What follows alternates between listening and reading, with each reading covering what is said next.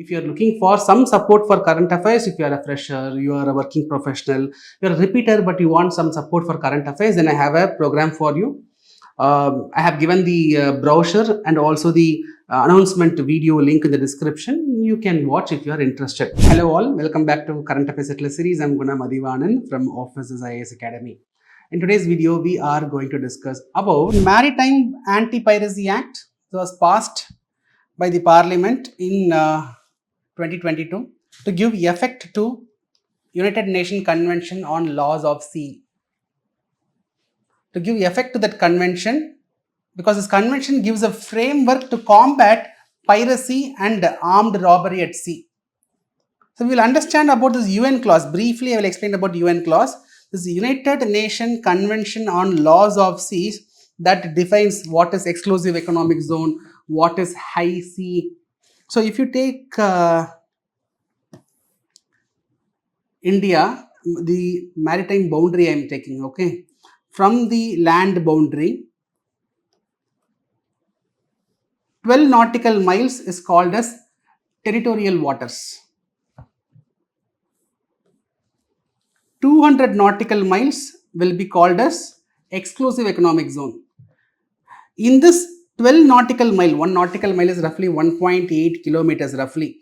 In that 1 nautical mile, the country will have complete sovereignty. They can come up with laws to regulate activities in that region. 200 nautical miles from their land boundary, that is called as exclusive economic zone. In that zone, they have exclusive access to resources. All the resources in that EEZ, exclusive economic zone, will be for India. Now, beyond this zone, that is called as high seas. In this high seas, every country has every right for exploration. Every country has every right for exploration. Okay. So, however, let's say India wants to explore, China also wants to explore the same area. There will be confusion, right? To address that confusion only, we have institutions which were set up under this UN clause. This UN clause is providing setting up of 3 important institutions. One is called as International Seabed Authority. The Seabed Authority, they will be providing that, say for example, in Central Indian Ocean, India also wants to explore a particular area, China also wants to explore a particular area. This Indian Ocean Basin, that means, this International Seabed Authority, the authority will be giving that go-ahead nod. Okay, India, you can do exploration in this part. China, you can do exploration in that part. So the Seabed Authority will be taking care of that aspect. Or else there will be confusion. So if there is any issue, you have a tribunal also, right? And also to define the limit, okay, territorial waters, from where it starts, from where it ends. So to define the limit also we have an institution. However, the topic is not regarding that. What I am trying to explain is UN clause, UN Convention on Laws of Seas. That convention has created various institutions. That convention defines about the exclusive economic zone. The convention defines about what is high seas. The convention defines what is the right of the countries having boundary access to oceans. All those are defined by this UN clause. The same UN clause is coming up with a framework to combat piracy.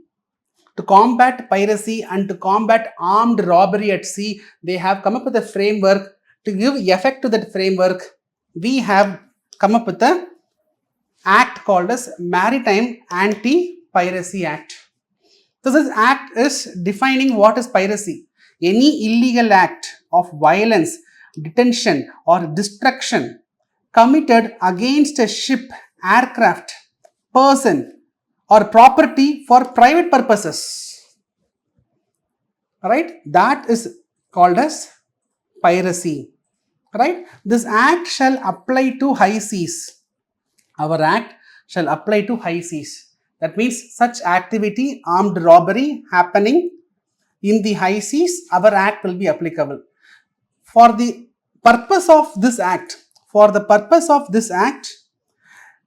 when we say high sea, see we discussed As per the UN clause, high seas will start after the 200 nautical miles. After the exclusive economic zone, high sea starts. But with respect to Piracy Act, of India, when we say high seas, that includes exclusive economic zone as well. In UN clause, high seas will start after exclusive economic zone, but in the anti-piracy, for the purpose of this clause, high seas will include exclusive economic zone of India, of other states. Okay. However, UN clause definition is different. But in Piracy Act of India, exclusive economic zone will also be included in the meaning of high seas. Right. Under this act, authorized personnel may either generally or on suspicion can board the ship and arrest the person and seize the pirate ship. So authorized, let's say Coast Guard, Indian Navy, on suspicion only they can go enter, and if there is someone involved in piracy, they can be arrested. So as per the act, an act of piracy will be punishable. It can invite imprisonment for life or death if the act of piracy causes attempts or it causes death. Right? The offences will be considered extraditable. That means what? Let's say, for example, in the high seas in the Indian Ocean, piracy is happening. Our Indian Navy has captured the pirates. The pirates belongs to Somalia. The pirates belongs to some other country, but we have arrested. Now the arrested prisoners can be sent to their home country for prosecution. That is called as extraditable. There is a treaty called as extradition treaty. There is a treaty called as extradition treaty. So when two countries sign that treaty, let us say India and Italy. India and Italy is having extradition treaty. Assume when an Italy person is involved in piracy, Indian Navy has arrested that person. If India and Italy is having extradition treaty, then we can send that person to Italy for prosecution. That is the meaning. The offences will be considered extraditable. Okay, sir, India and Italy is not having the treaty. Then based on the India-Italy relationship, diplomatic relationship, the prisoners, the arrested persons will be sent to the home country for prosecution. What about the jurisdiction of the court? Central government, in consultation with the High Court, will designate a sessions court. Sessions court means district court, okay? So, central government, in discussion with the High Court, they will declare a sessions court. They will notify a sessions court as designated court under this act. So, this court will try the offences committed by those who are arrested by Indian Navy or Coast Guard, regardless of their nationality. Maybe can be a citizen of India or resident of a foreign country or a stateless person. Stateless person means that person is not having any ID proof of any country. A stateless person, anyone. The court can prosecute, can try those cases. However, let's say warship and government-owned ships employed in non-commercial purpose, that will not come under the jurisdiction of this designated court. Right? So this is regarding the Piracy Act, Maritime Anti Piracy Act. I hope you got some clarity. Separately, it was not in news, but was in discussion in newspaper. So I thought of explaining it here.